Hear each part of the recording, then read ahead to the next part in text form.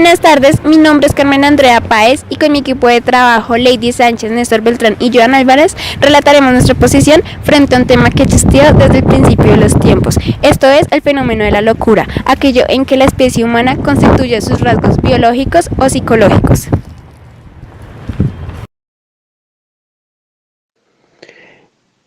En el siglo XX, en 1921, nació María del Carmen Malagüero, oriunda de Ubaté, de quien hoy hablaremos y centralizaremos su historia y cómo la sociedad reaccionó ante ella.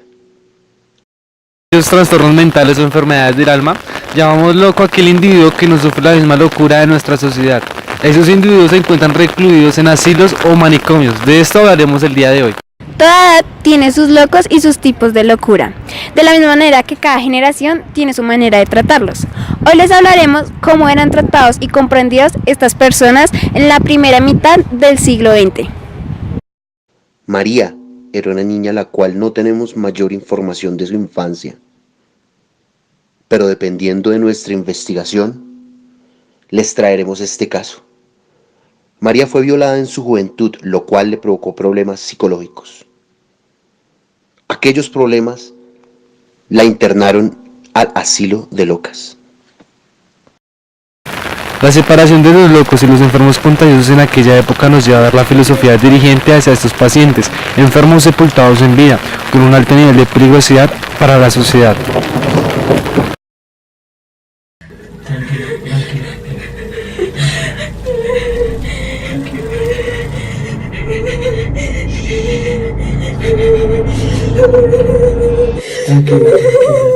Después de un lapso de tiempo del suceso de su violación, María empezó su tragedia, de la cual nunca salió.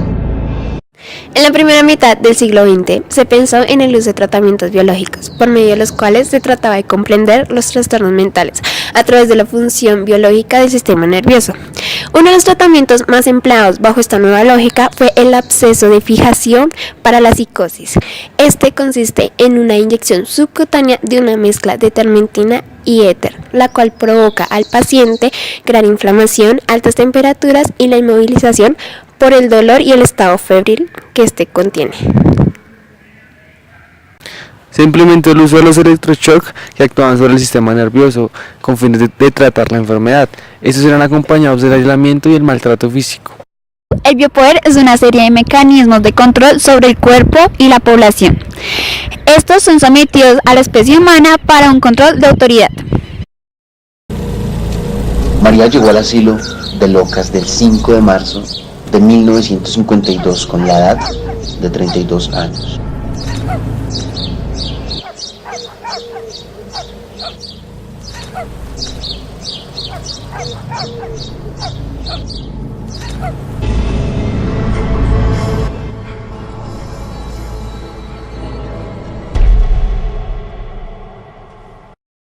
En Bogotá, en ese siglo, existían instituciones para los trastornos mentales, usando una mecánica ortodoxa y poco convencional. Los tratamientos que eran allí asignados eran para los trastornos de fuerzas, las camillas y en extremos casos de agresividad se usaba el aislamiento. Las instituciones manicomiales proporcionan asistencia y tratamientos médico-psiquiátricos a toda persona que ingrese en este lugar. Esto es totalmente conveniente, ya que hace que el individuo pierda su identidad y adquiera una nueva, que es totalmente moldeada a la conveniencia de la institución.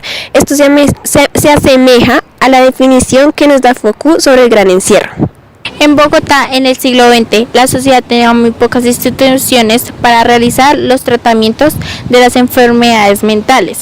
A lo referente, la fundación de los primeros asilos especializados en tratar las enfermedades de tipo mental fueron con el aval de la Beneficencia de Cundinamarca. La clasificación se dio también por el criterio de género. La Casa de Locas fue la primera institución creada en énfasis para la población con desorden mental, exclusivamente para recibir mujeres con problemas de trastornos mentales. El San Juan de Dios, el Asilo de Locas y la Casa de Refugio fueron las instituciones las cuales acogieron a los individuos. No habían sido posible separar a los locos indigentes, por lo tanto, indigentes enajenados tuvieron que permanecer juntos. La persona que la trajo no dio ningún dato referente a la enfermedad actual de la enferma, ni a sus antecedentes.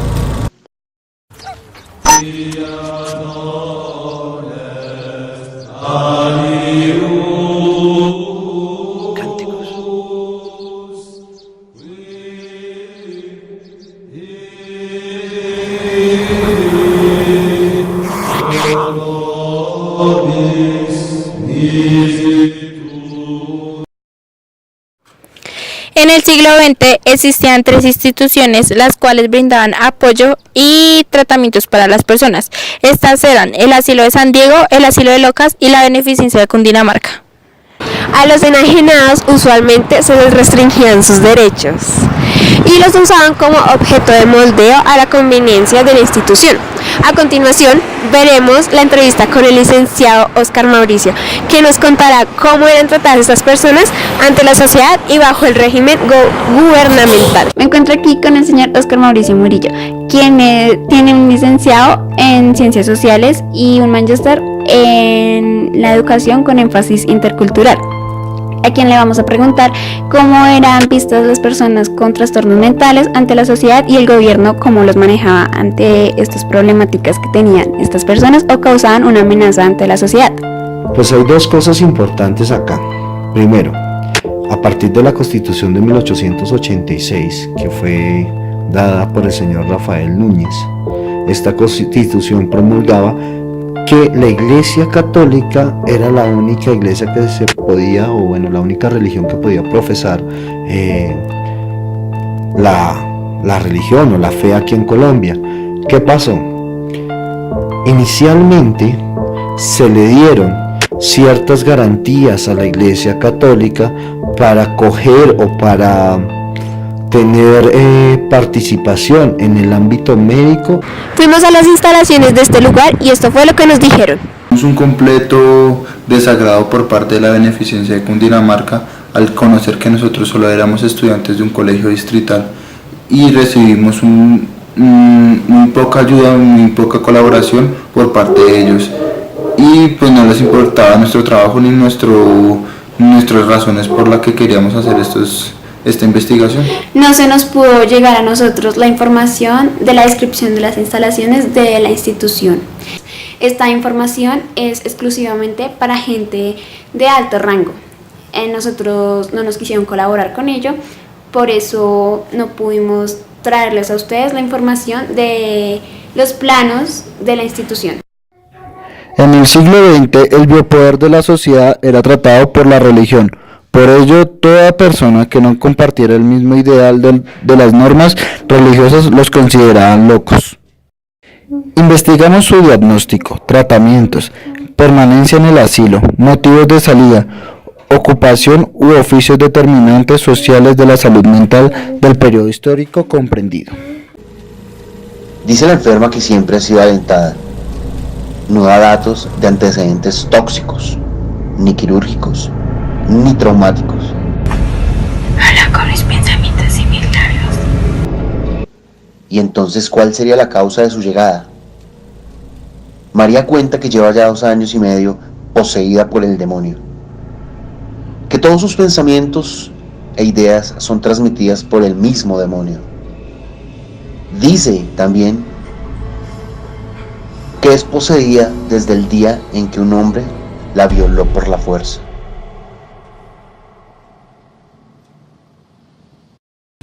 $800 casos registrados de los libros de entrada y salida del asilo de indigentes y el asilo de San Diego en el periodo de 1907 y 1922.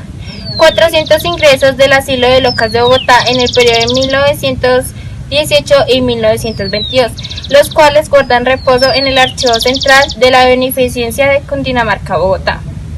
Profundizamos nuestra investigación en las 2 instituciones de la ciudad que daban albergue a estas personas, las cuales eran el Asilo de San Diego y el Asilo de Locas de Bogotá. El diagnóstico del Asilo de San Diego fue el siguiente. Locura maníaco-depresiva se ve como histérica, impulsiva, alcohólica, piromanía, consecutiva a fiebre tifoidea, y del mal de San Vito se hallaron 2 casos. 19 personas fueron descubiertas sin dato alguno en este asilo. El diagnóstico del asilo de locas fue el siguiente. Locura maníaco-depresiva es referente a aguda, crónica, circular, transitoria, melancolía, manía religiosa, puerperal y neurastenia.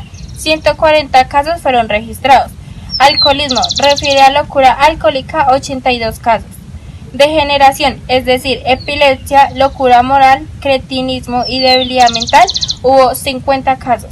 Epilepsia, como el vértigo epiléptico, locura epiléptica y cretinismo, 34 casos. Delirio, de persecución y confusión mental, se hallaron 19 casos. Locura histérica, 50 casos registrados. Locura exogenia, se refiere a ser consecutiva a la gripa y consecutiva a fiebre tifoidea, 15 casos hallados y 10 casos indeterminados. Demencia, como lo es precoz, primitiva y senil, 92 casos. Enfermedades físicas, 82 casos. El mal de San Vito, 2 casos y 16 casos sin reportar, pero ocupando algún lugar. Estas fueron nuestras estadísticas descubiertas bajo nuestra investigación. La del asilo de San Diego y el asilo de Locas. Esto es muy importante. ¿Por qué? Porque la Iglesia Católica es la que te determina quién estaba loco y quién no estaba loco. La Iglesia Católica también crea fenómeno eugenésico. ¿Qué significa la eugenesia? Comienza a decir qué personas se pueden relacionar para que las personas más adelante no vayan a salir locas o dementes o tengan trastornos mentales. Es importante esto que tengamos en claro porque la Iglesia Católica jugó un papel importantísimo en la visibilización de la locura. Es la Iglesia Católica la que promueve sitios donde van a estar encerradas las personas o las van a vincular a sitios donde van a estar casas, digamos, de recuperación mental, y que desafortunadamente pues hay un rechazo frente a esas personas que son diferentes, precisamente porque se creían muchas veces que estaban endemoniadas, poseídas, y todo esto le generaba a las personas pues obviamente una mala visión frente a las personas que tenían trastornos mentales. En el caso eugenésico, ellos también aportaron bastante, sobre todo en el tema de que la eugenesia decía, bueno, tenemos que mejorar la raza porque Colombia no tiene una buena raza y por eso se dan los trastornos mentales. Entonces miremos a ver cómo vamos a comenzar a crear esos programas para mejorar la raza en Colombia. Y entonces uno de esos programas de gobierno crea un programa más o menos en 1910-1920 para mejorar la raza en Colombia. Entonces esto es lo que produce realmente estados de exclusión total. ¿Y cómo fue tratado el fenómeno de la locura en la primera mitad del siglo XX?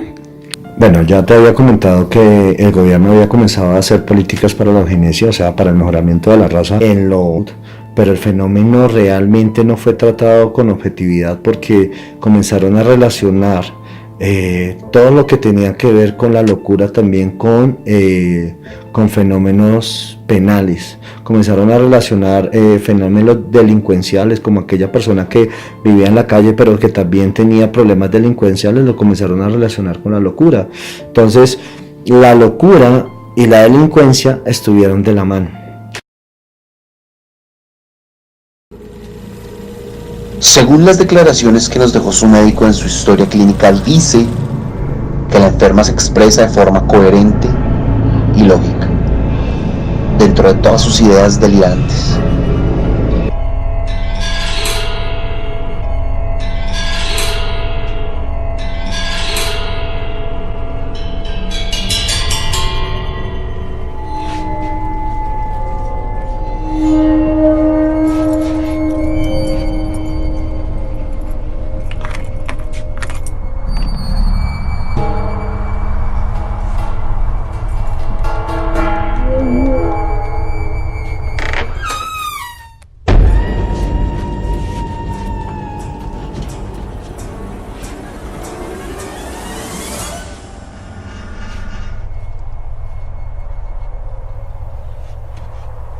No hay sonidos de ningún tipo.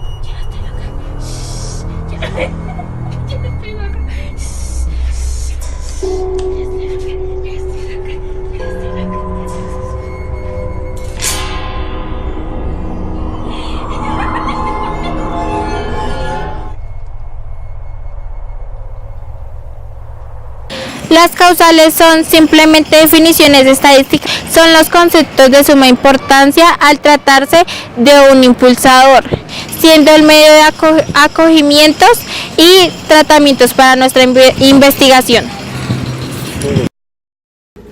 María expresa en ocasiones que el demonio no la deja hablar.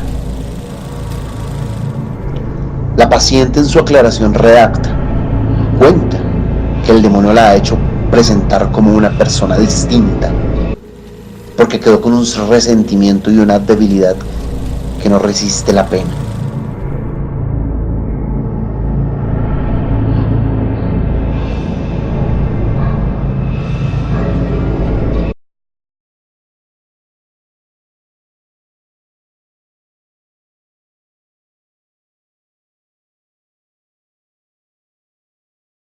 En el asilo de San Diego, los diagnósticos más frecuentes de las agrupaciones de la nación son de la locura maníaco-depresiva, con 329 casos. Asimismo, se detectaron 197 casos de alcoholismo relacionados con la locura. Se presentaron 97 casos de histeria y manía. En el asilo de locas, de 36 tipos de diagnósticos, la quinta parte corresponde al alcoholismo, y esta enfermedad se presenta casi el doble de veces que cualquier otra. La importancia de este dato radica en que para la época el alcoholismo era la causal común para el internamiento de los asilos psiquiátricos. Esto es considerado y asimilado como una enfermedad social asociada con la degeneración.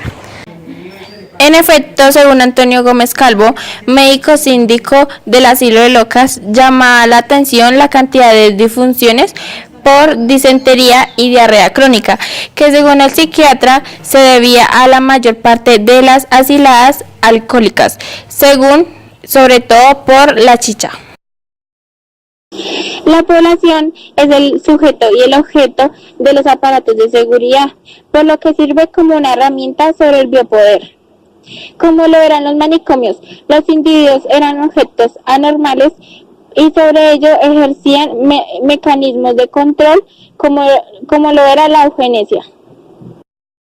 Implementándoles en algunos casos se les implementó desde el derecho penal, se les implementó la lobotomía, es quitarle una parte del lóbulo mental para que la persona quedara totalmente sin voluntad. Y en otros casos también se le comenzaron a aplicar electroshocks a la persona. En otros casos eran tratamientos como con agua fría, con agua caliente, para que las personas comenzaran a tener o comenzaran supuestamente a mejorar psicológicamente. Entonces uno viendo pues esa genealogía de la locura, y todos cabían, simplemente porque no estaban encuadrados dentro de una sociedad, o lo que decía una sociedad en ese momento muy, digamos que liberal en ese momento, pero también con altos grados y altos tintes de conservadora, porque pues teníamos la Constitución del 86. Pues de la mitad del siglo XX es que comienza realmente a hacerse todo un estudio sobre la locura en Colombia y sobre todos estos trastornos mentales, y comenzaron a reivindicarse también los derechos, porque comenzaron a salir los derechos de los trabajadores, comenzaron a salir los derechos de las mujeres, avante, comenzaron a salir aquellas visibilizaciones de los indígenas, que también eran disminuidos mentales en esa época. El gobierno en ese momento, como era tan incipiente, las políticas públicas para las personas simplemente era, todos los locos estaban encasillados, delincuencia estaba encasillada, o las personas que no estaban a favor de la sociedad, o bueno, el gobierno en ese momento, estaban encasillados. Entonces, todos eran tratados por igual. Por eso no reconocimiento de la otredad, por eso no reconocimiento de las otras personas, por eso no reconocimiento de que la enfermedad existía, pero no eran todos iguales, o esas enfermedades eran diferentes cada una, permitía que existieran vulneraciones terribles y que el gobierno también participara de ellas. Lo dice algunos académicos estudiosos en la materia, es que precisamente la política pública generada desde el gobierno no da como esas garantías para que se nos indicara, para que se mejorara la enfermedad como tal, y tampoco pues se reconociera la otredad en ese momento. Al pasar los días nos muestra el quizás avance de la paciente.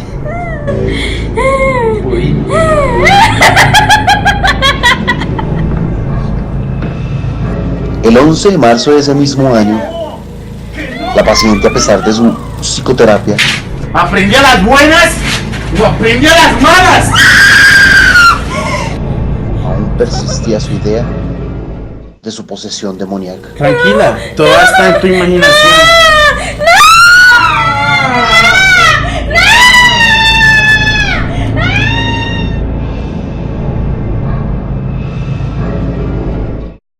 Después de haber hecho esta extensa investigación, descubrimos que el espacio, el medio y la población se caracterizan por ser fundamentos básicos en el lineamiento represor que llevan a cabo estas instituciones. ¡Otra no! ¡Otra no!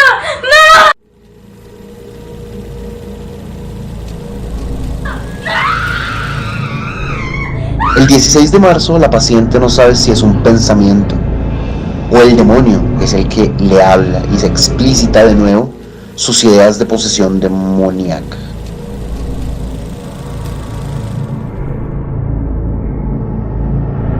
Se nos hace pertinente informar que los resultados fueron efectivos para la época, ya que el tiempo de permanencia de los individuos se clasificaba en aproximadamente 3 medidas permanentes.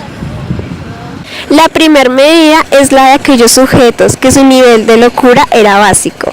Estos tuvieron una permanencia de 6 a 12 meses a nivel global, siguiendo la mecánica de control.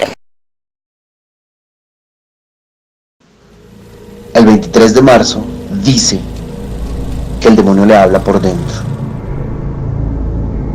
María confunde sus pensamientos con la voz del demonio.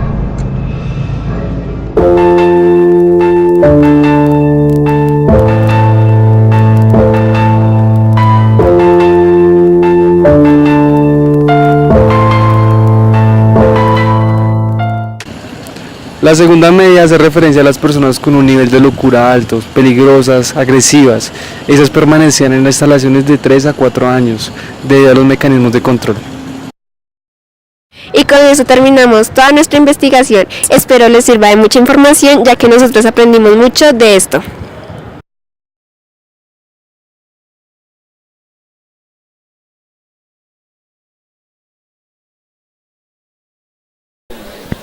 Muy buenos días, estamos aquí en la rueda de prensa a raíz del corto crónica Un paso más a la locura. Vamos a preguntarle al estudiante Lady cuál es la intención general de su corto crónica. Nosotros pretendemos plasmar la filosofía de Foucault, analizando las instituciones con límites represores del concepto del gran encierro. En segundo lugar, le vamos a preguntar al estudiante Néstor, a partir del pensamiento de Foucault, ¿qué lograron descubrir en su corto crónica? Después de hacer la cortocrónica logramos descubrir o analizar los mecanismos de control que ejerce no solo una institución a las masas o personas, sino también un Estado, que todo lo que hace el Estado a veces tiene un sentido represor. Asimismo lo vemos a tal extremo de que las infraestructuras de la ciudad o una institución o un país tienen ese fin, represar a la población. Bien, muchas gracias. Vamos a preguntarle al estudiante Joan, ¿considera que después de haber realizado la investigación hay o hubo mecanismos de biopoder en el acontecimiento que investigaron? Bueno, primero que todo, para aclarar, el biopoder es un mecanismo de control, ¿no? El control que ejercía los manicomios en el siglo XX respecto hacia la locura.